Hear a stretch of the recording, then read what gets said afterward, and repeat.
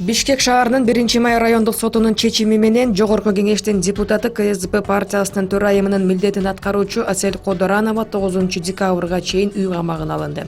Мындай чечим кечээ түнү чыкты. Адвокат Канат Хасановдун айтымында Кодоранова үй камагына чектөөсүз деген аныктама менен чыкты. Башкача айтканда ал түнкүсүн гана үйүнөн чыга албайт, андан башка учурда чектөө болбойт. Депутат кылмышты уюштурууга жана адамды барымтага алууга байланыштуу беренелердин негизинде шектелип жатат. Бишкекте милиция кызматкери 25 жаштагы жигитке карата ок чыгарды. Алардын ортосунда жол талашуудан улам чыр чыккандыгын Бишкек шаардык милициясы билдирди. 9-октябрь күнү эртең менен саат 8:30 чамасында нөөмөт бөлүмүнө Масалиев жана Алымкулов көчөлөрүнүн кесилишинде жаңжал болуп жаткандыгы туурасында билдирүү түшкөн. Окуя болгон жерге милиция кызматкерлери барган, чырдын себебин аныктаган. Анда айдоочулар жол талаша кетип, Toyota Camry үлгүсүндөгү унаанын айдоочусу өзүн милиция кызматкери Бишкек шаардык ички башкармалыгынын уюшкан кылмыштуулукка каршы күрөшүү бөлүмүнүн жетекчиси экендигин тааныштырган. Милиция кызматкери жол талашкан жаранга шашып жаткандыгын билдирген. Ал эми 25 жаштагы жигит Toyota Remix үлгүсүндөгү унаасынан чыгып, милиция кызматкеринин суранычын канааттандырбай айтыша кеткен.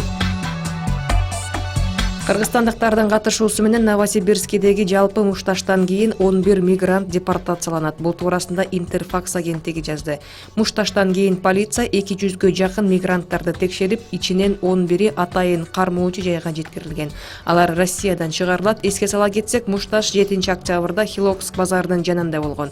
Кыргызстандын мурдагы жараны өз мекендештеринен акча талап кылып, натыйжада соодагерлер анын унаасын өрттөп салышкан. Мушташтан 5 адам жабыркаган. Кыргызстандын көрүнүктүү мамлекеттик жана саясий ишмери Турдакун Усубалиевдин 100 жылдыгына Ала Тоо аянтында анын сүрөттөрү салынган кутуча коюлду. Усубалиевдин жеке жашоосу жана мамлекеттик кызматта тургандагы сүрөттөр элге тартууланды. Көргөзмөнүн ачылышына Кыргыз Республикасынын президентинин аппаратынын биринчи орун басары Алмаз Кененбаев, вице-премьер-министр Алтынай Өмүрбекова, Усубалиевдин балдары, неберелери жана шаар тургундары катышты.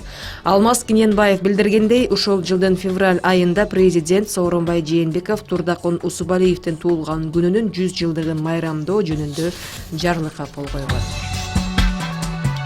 Бүгүн Кыргызстанда чоң футбол. Улуттук курама команда 2022 дүйнө жана 2023 жылы Азия кубогуна тандоо турунун алкагында Мьянма курамасы менен беттешет. Оюн Бишкектеги Дөлөн Өмүрзаков атындагы борбордук стадиондо өтөт. Кечээ эки кураманын башкы машыктыруучулары оюн алдында журналисттер менен жыйын куруп, беттеш боюнча өз пикирлерин айтышты.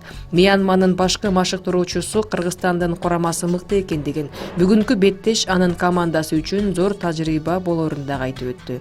Өз кезегинде улуттук команданын башчысы Александр Кристинен курамага бардык мыкты оюнчулар чакырылгандыгын, команда жеңишти камсыздоо үчүн болгон аракетин көрөрүн дагы белгиледи.